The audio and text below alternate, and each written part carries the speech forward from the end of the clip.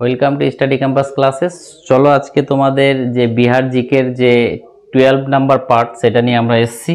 দেখতে পাচ্ছ এর আগে আমরা 11 নম্বর পার্টটা কমপ্লিট করেছি। আজকে যেটা আমি তোমাদের করব 12 নম্বর পার্টটা করব। এবং আজকের দিনে এই বিহারের জিকের জন্য, বিহারের বিপিএসসির জন্য এই বিহারের জিকেটা খুব ইম্পর্টেন্ট। কেন? কারণটা হচ্ছে এখন ডোমিসাইল যেহেতু হবে না, ডোমিসাইল হচ্ছে না, কারণ তোমরা দেখে নিয়েছো যে পুরো ডোমিসাইল নিয়ে যেটা ভাইরাল করা হচ্ছে সব ফলস, এরকম কোনো গান দিবে না এরকম বলে দিয়েছে ওখানকার শিক্ষা দপ্তর। তো অতএব যখন ডোমিসাইল করছে না কিন্তু এমন কোশ্চেনগুলো সেট করবে, তো এটা আমার পার্সোনাল আমার নিজের এটা মতবাদ যে আমার মনে হয় যে এবার হয়তো কোশ্চেনগুলো একটু যদি জিকের, কারণ ম্যাথের বা বাংলার এগুলো তো বিহার রিলেটেড দেওয়ার কিছু নেই, দিলে তোমাকে জেনারেল নলেজের যেটা বিহার রিলেটেড সেই জায়গাতে তোমাকে মারতে পারে। কারণ ওগুলোকে এমনভাবে দেবে তোমাকে যে যেগুলো বিহারের ছেলেরা পারবে, বাইরের ছেলেরা যেন না পারে।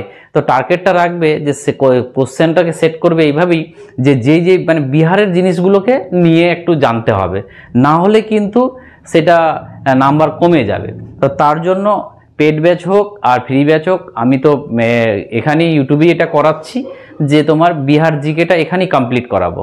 এবং যেটার আজকে হচ্ছে 12 নম্বর পার্ট। যারা 1 থেকে 11 পর্যন্ত এখনও দেখোনি তারা অবশ্যই ওটাকে আগে গিয়ে দেখে নাও, তারপরে শুরু করবে। কারণ একদিক থেকে সিরিয়াল অনুযায়ী আমি শুরু করছি তোমাদের এ থেকে একদম বিহারের এই সিরিজটা পরীক্ষার আগে পর্যন্ত যতটা হবে এটা করে নিলে আর বিহারের স্ট্যাটিক জিকের জন্য আর কিচ্ছু ভাবতে হবে না, কারণ আমি সব রকমের কোশ্চেন এখানে তুলে দিচ্ছি। তো চলো আজকেও আমরা 30টা কোশ্চেন করব। এটা হচ্ছে 12 নম্বর পার্ট। চলো,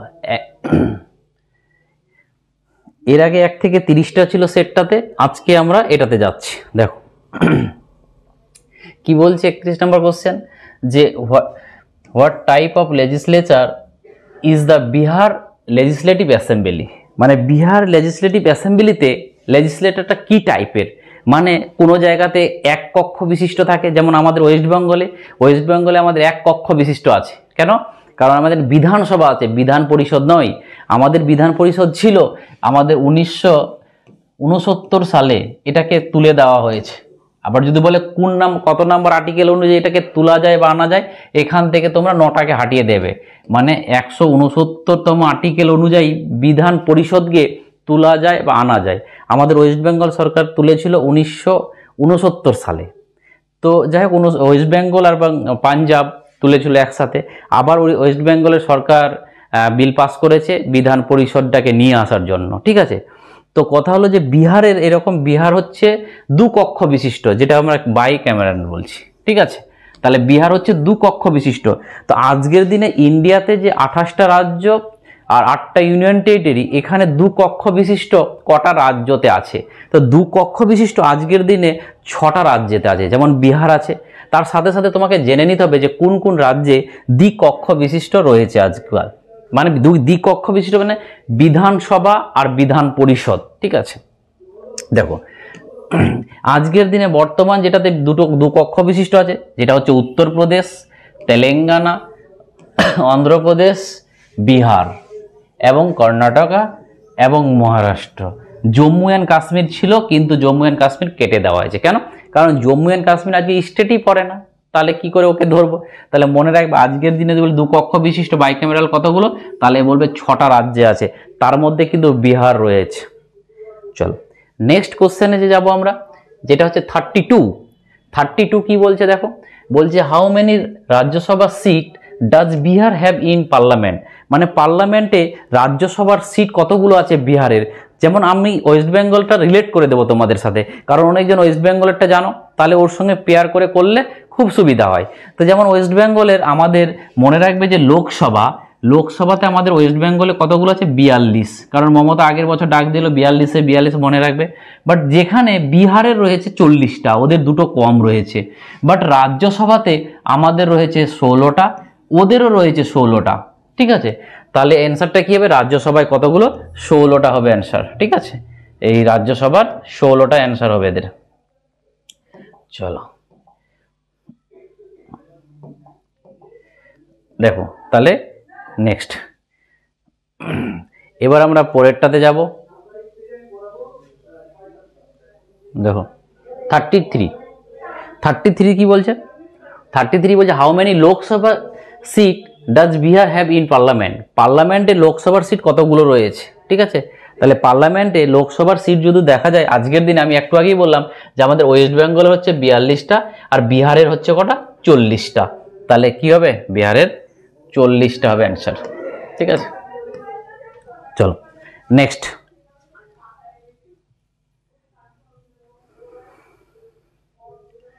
দেখো এনসিইআরটির সিরিজটা চলছে আমাদের, এনসিইআরটিটাও হবে, আজকেও দেখছি, আজকে শ্যুট করতে পারলে কালকে ভিডিও পেয়ে যাবে, ঠিক আছে। প্রচণ্ড অফলাইনও ব্যাচ চলছে, অনলাইনও চলছে, তো ব্যস্ততা থাকার জন্য রেগুলারলি মেনটেন হয় না। অতএব আমি যতটা টাইম পাচ্ছি বের করে তোমাদের জন্য টাইম দিচ্ছি। এবং আমি 5 তারিখের পর থেকে আরও ফ্রি হয়ে যাব, কারণ একাডেমিকের যত রকমের কোচিংয়ের এইগুলো ছিল সবগুলোর পরীক্ষা শুরু হয়ে যাবে, সিবিএসসি বোর্ডের, আইসিএসসি বোর্ডের। তার জন্য তখন আরও ফ্রি হয়ে যাবে এবং তোমাদের আরও টাইম দেবো। এবং তখন থেকে তোমাদের আজকালের মধ্য থেকে তোমাদের যারা ম্যাথের টিজিটির জন্য পড়ছো তাদের জন্য আমি কিছু ভাবছি, তাদের জন্য আমি নিয়ে আসছি প্র্যাকটিস ব্যাচ। দেখো কি বলছে, how many seat are in Bihar legislative council. বলছে লেজিসলেটিভ কাউন্সিলে বিহারের সিট কতগুলো। যেমন আমরা একটা শুনলাম যে বিধানসভা আমাদেরও রয়েছে, বিধানসভা প্রত্যেকটা রাজ্যের বিধানসভা থাকে, বাট অ্যাডিশনাল 6টার কি বিধান পরিষদ রয়েছে। তাহলে আমাদের বিধান পরিষদ যেহেতু নেই, তাহলে আমরা জানি না, বাট বিহারের বিধান পরিষদ রয়েছে দেখলাম। তাহলে বিহারের পরিষদে কতগুলো সিট রয়েছে? সেটা হচ্ছে 75টা, দেখতেই পাচ্ছ। এই 75টা হচ্ছে বিধান পরিষদে কি বলে যেন সিট সংখ্যা বিহারের। বাট এদের মধ্যে এখানকার গভর্নর যে আছে, এই গভর্নর নমিনেট করে 12 জনকে, ঠিক আছে। আর কি করে, এই ভোটের মাধ্যমে যারা আসে তারা হচ্ছে কতজন? 63 জন। এই 63 আর 12 মিলে 75 জন হচ্ছে তোমার বিধানসভা বিধান পরিষদের মেম্বার। কোথাকার? বিহারের। তো এটাও তোমাদের কাছে জানার বিষয়, এগুলো বেসিক জিনিস, ঠিক আছে। চলো, how many seats are in the Bihar legislative assembly. এবার আমি তোমাদের বললাম, তাহলে এটাও আমরা ওয়েস্ট বেঙ্গলের সঙ্গে কম্পেয়ার করব। আজকের দিনে মানে ওয়েস্ট বেঙ্গলের বিধানসভার সিট কতগুলো? বিধানসভার সিট হচ্ছে 294, আর বিহারে হয়েছে 243টা, ঠিক আছে। তাহলে এটাও কম্পেয়ার করে রাখবে, 243টা হচ্ছে বিহারের রিলেটেড, ঠিক আছে। চলো নেক্সট যেটাতে আমরা আসবো সেটা হচ্ছে কি 36 কি দেখো, which is the lower house of Bihar. বিহারের লোয়ার হাউস কি? দেখো বিধানসভাকে আমরা কি বলি? লোয়ার হাউস বলি। যেমন আমরা লোকসভাকে লোয়ার হাউস বলি, আর বিধান পরিষদকে কি বলি? আপার হাউস বলি। যেমন রাজ্যসভাকে আপার হাউস বলি।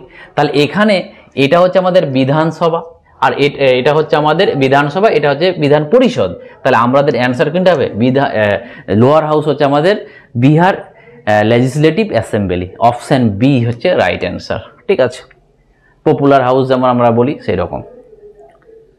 এবার চলো আমাদের 37-এ কি বলছে দেখো, যে what was the total strength of membership in the Bihar legislative assembly when it is first started. যেমন আজকের দিনে আমরা দেখলাম যে কটা আছে, আজকের দিনে আমরা দেখলাম যে 243টা রয়েছে। বাট যখন বিধান পরিষদ শুরু হয়েছিল প্রথম বিহারে, তখন কটা ছিল? তখন ছিল 231টা, ঠিক আছে। তখন ছিল 231টা ছিল, ঠিক আছে। তাহলে 231 হবে answer, 331টা।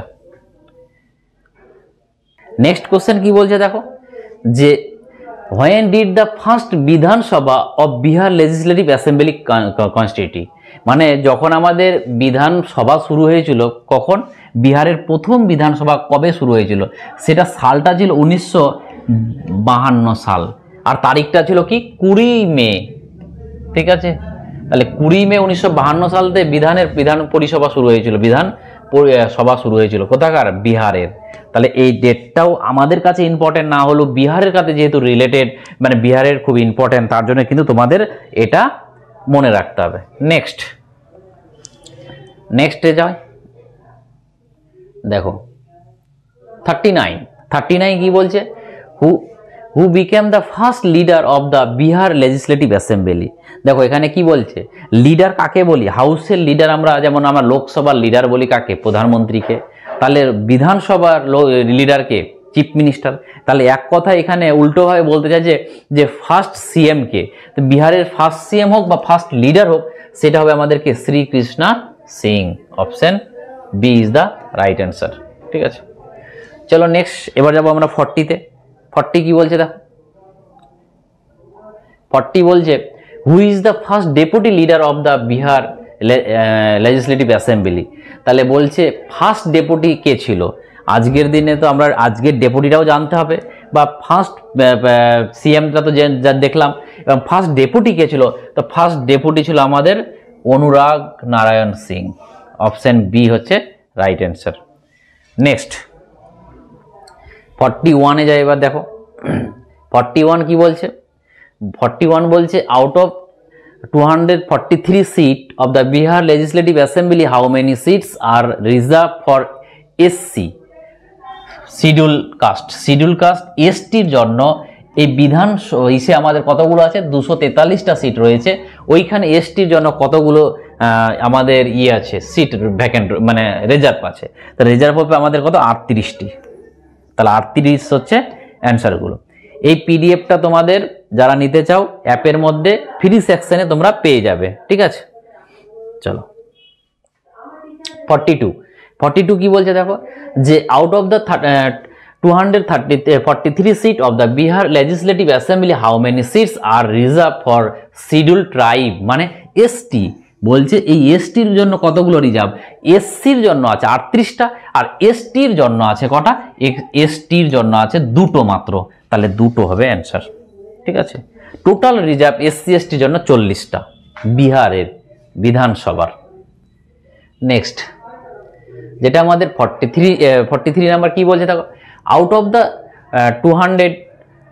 243 seat of the Bihar legislative assembly how many seats are secure of the present NDA. Present NDA এটা কাটো, প্রেজেন্ট এনডিএ মানে আজকের দিনে যেমন নীতিশ কুমার আর কে আছে, কি বলে যেন বিজেপি সরকার আছে। তো এই বিজেপি সরকারের যারা বিজেপি গঠবন্ধনে আছে তাদেরকে এনডিএ বলা হয়। ইন্ডিয়ার যেমন কংগ্রেসে যেমন ইন্ডিয়া জোট, ওদের এনডিএ। তো এই এনডিএতে যখন বিজেপি বলতে কি জেডিইউ আর এদিকে বিজেপি দুইজনে মিলে 126টি সিট আছে এদের ক্ষমতায়। কদিন পরই ভোট আছে 26, এটা চেঞ্জ হয়ে যাবে। তাহলে 126টি সিট হচ্ছে ইন্ডিয়া জোটের রয়েছে বলে। যদি আজকের দিনে যদি বিহারের যদি মেজর পার্টি বলো তাহলে কিন্তু লালুর পার্টি, কিন্তু যেহেতু দুটো সেকেন্ড থার্ড পার্টি মিলে জোট করে নিয়েছে বিজেপি আর নীতিশ কুমার, তার জন্য কিন্তু সিটটা ওর বেড়ে গেছে, নাহলে কিন্তু লার্জেস্ট পার্টি কিন্তু লালুর। নেক্সট দেখো 44, হু is the present speaker of the Bihar legislative assembly. মানে আজকের দিনে যদি বলে বিহারের স্পিকার কে আছে, তাহলে আমরা কি বলবো, সেটা হচ্ছে আমাদের নন্দকিশোর যাদব। তা নন্দকিশোর যাদব হচ্ছে আজকের দিনে কিন্তু স্পিকার কোথাকার, সেটা হচ্ছে বিহারের। ঠিক আছে, নেক্সট 45 কি বলছে দেখো, হু is the present deputy speaker of the Bihar legislative assembly. মানে বিহার লেজিসলেটিভ অ্যাসেম্বলির আজকের দিনে ডেপুটি স্পিকার কে রয়েছে। ঠিক আছে, তাহলে সেটাও খুব ইম্পর্টেন্ট, সেটা হচ্ছে আমাদের অপশন এ নরেন্দ্র নারায়ণ যাদব। ঠিক আছে, option A is the right answer. চলো এগুলো স্ট্র্যাটেজিক, এগুলো তোমাকে পড়তেই হবে। এটা তুমি বিহারের চাকরি দিচ্ছ মানে তোমাকে জানতেই হবে। যেহেতু তুমি আদার স্টেট, তাহলে তোমাদের এগুলো কিন্তু কমন ব্যাপার, তখন জিজ্ঞেস করতে পারে। এগুলোই জিজ্ঞেস করবে যেগুলো বাইরের স্টেটের ছেলেরা পারবে না। চলো এবার কি বলছে, when was the Bihar reorganisation act passed in the parliament. যে মনে করো যে 2000 সালে, মাথায় রাখবে এই 2000 সালে 3টা ডেটে 3টা ল পাস হয়। একটা ছিল কি 1 নভেম্বর, এই 1 নভেম্বরে, আর একটা ছিল 9 নভেম্বর, আর একটা ছিল কি 15 নভেম্বর। তো এই ডেটটাতে আমাদের কি হয়, এই ডেটটাতে আমাদের তোমার মধ্যপ্রদেশ থেকে ছত্তিশগড়টা ভাগ হয়ে যায়, মধ্যপ্রদেশ থেকে ছত্তিশগড় ভাগ হয়ে যায়। আর এই তারিখে কি হয়, ইউপি থেকে উত্তরাখণ্ড ভাগ হয়ে যায়। আর এই তারিখে কি হয়, বিহার থেকে আমাদের ঝাড়খণ্ডটা আলাদা হয়ে যায়। ঠিক আছে, তো ওটাই বলছে কবে পাস হয়েছিল, তো সালটা 2000 সালে পাস হয়েছিল, তারিখটা যদি বলে 15ই নভেম্বর। ঠিক আছে, সবগুলো বলে দিলাম যেন তোমাদের সমস্যা না হয়। 47 কি বলছে, Bihar reorganisation act lead to formation in which new state. একটু আগে দেখলাম যে বিহারটা ভেঙে আমাদের কি হয়েছিল, ঝাড়খণ্ড হয়েছিল। তাহলে এখানে চাইছে কি অ্যান্সারটা কত হবে, সেটা হবে আমাদের ঝাড়খণ্ড। তাহলে অ্যান্সার হবে ঝাড়খণ্ড। নেক্সট যেটা আমাদের 48 কি বলছে দেখো, 48 বলছে যে when was the Bihar reorganisation act passed in the Lok Sabha. লোকসভাতে কখন পাস হয়েছিল, 2000 সালেই পাস করেছিল, বাট তারিখটা কি ছিল, তারিখটা ছিল 2 আগস্ট। মাথায় রাখবে 2 আগস্টে 2000 সালে এই বিহারের যে ঝাড়খণ্ডটা ভেঙে হয়েছিল সেই অ্যাক্টটা কিন্তু করা হয়েছিল। নেক্সট 49 কি বলছে দেখো, যে when was Bihar reorganisation act passed in the Rajya Sabha. এটা তো লোকসভাতে 2 আগস্ট পাস হয়েছিল, আর রাজ্যসভাতে কবে পাস হয়েছিল, সেটা হয়েছিল আমাদের 11 আগস্ট। ঠিক আছে, সেটা পাস হয়েছিল 11 আগস্ট। তাহলে মনে রাখবে 11 আগস্ট কি ক্ষুদিরামের ফাঁসি হয়েছিল। এই 11 আগস্ট 1908 সালে ক্ষুদিরামের ফাঁসি হয়েছিল, সেই দিনটা কি মাথায় রাখবে, সেই দিনটাতে রাজ্যসভাতে পাস হয়েছিল, আর 2 আগস্টে এখানে পাস হয়েছিল। এবার চলে আসে আমাদের 50 নাম্বার কি বলছে দেখো,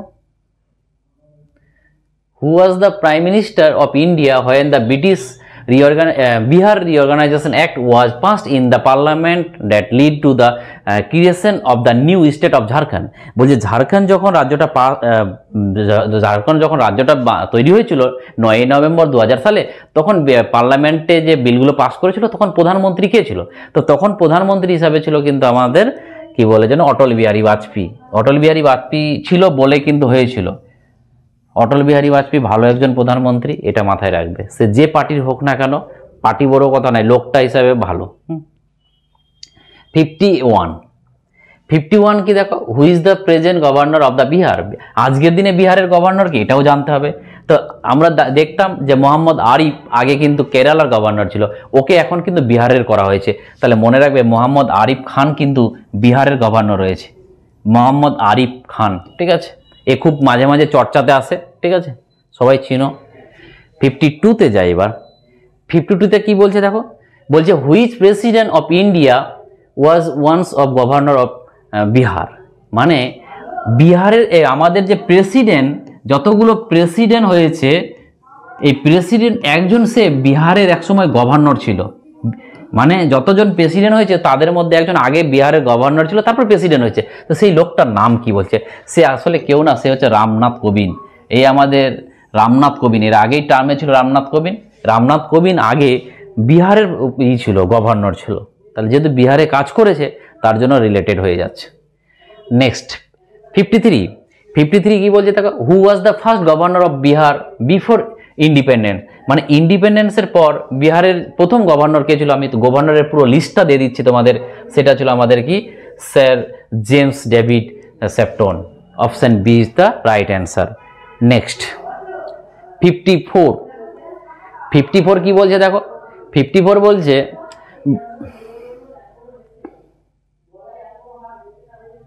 দেখো 54-এ কি বলছে, 54-এ বলছে who was the first governor of Bihar after independence. ইন্ডিপেন্ডেন্সের পর প্রথম বিহারের গভর্নর কে ছিল, সেটা ছিল আমাদের কি, জয়রাম। ঠিক আছে, অপশন ডি হচ্ছে রাইট অ্যান্সার। নেক্সট দেখো কি বলছে 55 নাম্বার বলছে who was the last governor of Bihar under the British রাজের লাস্ট গভর্নর জেনারেল কে ছিল। তাহলে এখানে অপশন কিন্তু হবে আমাদের লাস্ট হিউগডো। ঠিক আছে, অপশন এ হচ্ছে রাইট অ্যান্সার। তারপরে দেখো এই যে আমি তোমাদের লিস্টটা দিয়ে দিয়েছি, দেখো যে বিফোর ইন্ডিপেন্ডেন্সের উপর প্রথমে কে ছিল, দেখতেই পাচ্ছ তোমরা, এই ডেভিডের প্রথম নাম পড়লাম। এরকম করে তারিখ দিয়ে তোমরা জাস্ট একটু হাইলাইট, এগুলো মুখস্থ করতে হয় না, আমি প্রথম যেগুলো বললাম কোশ্চেন অ্যান্সারে। এবং আফটার ইন্ডিপেন্ডেন্সও দেখতে পাচ্ছ জয়রাম দাসের কথা বললাম। ঠিক আছে, তো এগুলো দেখে নিতে হয়। পুরোটা লিস্টটা দিয়ে দিয়েছি। নেক্সট কোশ্চেন হচ্ছে কি, নেক্সট কোশ্চেন হচ্ছে 56 number, who was the first chief minister of Bihar. প্রথমেই বললাম যে একটা কোশ্চেন এসেছিল যে বিহারের প্রথম লিডার কে ছিল, এই প্রথম লিডার বলো প্রথম সিএম বলো একই অ্যান্সার, নাম হবে কি, নাম হবে শ্রী কৃষ্ণা সিং। শ্রী কৃষ্ণা সিং হচ্ছে বিহারের প্রথম সিএম। চলো 56। এবার চলে আসবো আমরা 57। 57-এ কি বলছে? 57-এ who was the first premier of the governor province of the British India, সেটা কে হবে? সেটা কিন্তু আমাদের দেখো, সেটা হবে আমাদের Srikrishna Singh. Option A is the right answer, এই B is the right answer. Next 58। 58-এ দেখো কি বলছে, বলছে 58 বলছে which chief minister of Bihar has the longest incumbency, মানে সব থেকে বেশি দিন টার্মটা কে করেছে সেটা আমরা দেখতেই পাচ্ছি, সেটা হচ্ছে আমাদের কিন্তু কে হবে? শ্রীকৃষ্ণা সিং, এই হবে। এই প্রথম চিফ মিনিস্টার কত ছিল জানো? 1952 সাল থেকে 61-62 সাল পর্যন্ত ছিল, ঠিক আছে, 61-62 পর্যন্ত চিফ মিনিস্টার ছিল, ঠিক, প্রথম টার্মে যে ছিল। সেকেন্ড কি হচ্ছে? সেকেন্ড বলছে 59, বলছে who is the longest serving prime minister chief minister of Bihar, সেটা হচ্ছে নীতিশ কুমার। আজও নীতিশ কুমার রয়েছে। নীতিশ কুমার সব থেকে যদি বলে বেশি দিন কন্টিনিউ কে ছিল, তাহলে বলবে আজকের দিনে যে চিফ মিনিস্টার রয়েছে বিহারের, সে হচ্ছে নীতিশ কুমার, এবং সেই বিহারের লংগেস্ট চিফ মিনিস্টার হচ্ছে Nitish Kumar. Next and last question কি? নেক্সট অ্যান্ড লাস্ট কোশ্চেন কি বলছে? Who is the first and only women that to have serve as the chief minister of Bihar, মানে বলছে আজ অব্দি বিহারের মহিলা চিফ মিনিস্টারকে, মহিলা সিএমকে। তো মনে রাখবে আমাদের ইন্ডিয়ার প্রথম, ওয়েস্ট বেঙ্গলের প্রথম মহিলা সিএম কিন্তু আমাদের মমতা ব্যানার্জি। আর যদি বলে বিহারের প্রথমকে, ছিল রাবড়ি দেবী। এই রাবড়ি দেবীটা কে ছিল? লালুর ওয়াইফ। তাহলে অ্যান্সারটা কি হবে? রাবড়ি দেবী হচ্ছে প্রথম মহিলা চিফ মিনিস্টার অফ বিহার, ঠিক আছে। তো চলো এবার এইভাবে প্রত্যেক দিন তোমরা মানে যতটা পারছি তোমরা পরীক্ষার আগে পর্যন্ত আমি পুরো বিহারটা কমপ্লিট করে দেবো। এরকম তোমাদের এনসিইআরটির, তোমরা অনেকজন দেখছি এনসিইআরটির সিরিজটা দেখছো না। তোমরা যারা এনসিইআরটির সিরিজটা দেখছো না, কেন যে দেখছো না জানি না, বাট আমি বলছি তোমরা দেখো। ক্লাস 9-10 এনসিইআরটিটা করলেও না তোমরা অনেক কনসেপ্ট পাবে, অনেক। খালি বিহারের জন্য না, তুমি যদি অন্য কম্পিটিভ পড়ো, অন্য কিছু পড়ো, তোমার সব কমপ্লিট হয়ে যাবে, ঠিক আছে। তা আর যারা এখনও ফোন করছো কোর্স নেওয়ার জন্য, তারা এই 31 তারিখ পর্যন্ত যে অফারটা রয়েছে, সেই অফারটা, এই অফারটা কিন্তু আর বাড়ানো যাবে না। অনেকজনের রিকোয়েস্টে অফারটা বাড়ানো হয়েছে। সেটা হয়েছে আজকের দিনে 799 টাকা পেয়ে যাচ্ছ, সেটা যেটা 999 টাকার প্যাক, সেটা কিন্তু 799। এখানে কি পাচ্ছ তুমি? 3 দিন 4 দিন করে লাইভ ক্লাস পাচ্ছ, নোট পাচ্ছ, মক টেস্ট পাচ্ছ, এনসিইআরটি পাচ্ছ, এসসিইআরটি পাচ্ছ, যত বিহারের জিকে বা ইউটিউবের যত পিডিএফ সব কিছু পাবে। সেগুলো মাত্র আজকে 31 তারিখ আজকে পর্যন্ত এই অফারটা রয়েছে, তারপরে কিন্তু আর পাবে না। থ্যাংক ইউ, আবার দেখা হবে।